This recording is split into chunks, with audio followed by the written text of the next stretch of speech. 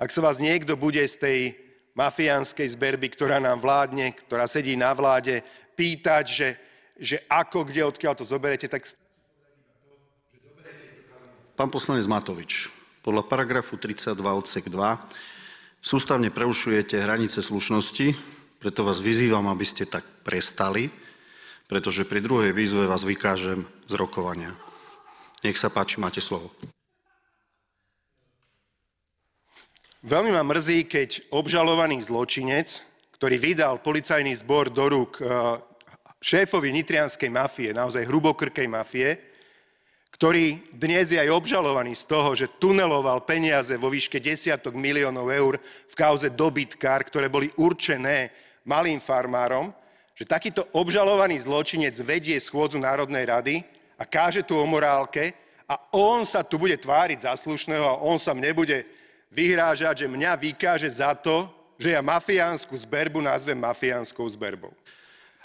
Zároveň to je veľmi... Pán poslanec, keďže výzva neviedla k náprave, vykazujem vás z dnešného rokovacieho dňa a žiadam vás, aby ste opustili sálu.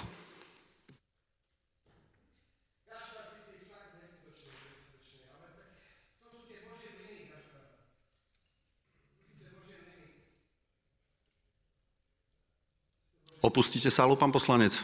Dobrovoľne. Prerušujem rokovanie schôdze a bude zvolané poslanecké grémium v súlade s rokovacím poriadkom.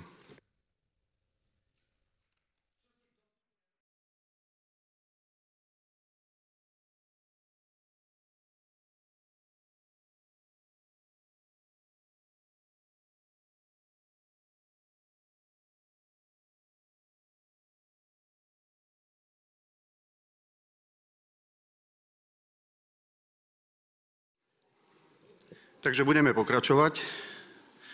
Pán poslanec Matovič, tým, že ste vykazaní, sa vás ešte raz pýtam a žiadam, aby ste opustili sál. Dávam pokyn na vypratanie miest určených pre verejnosť.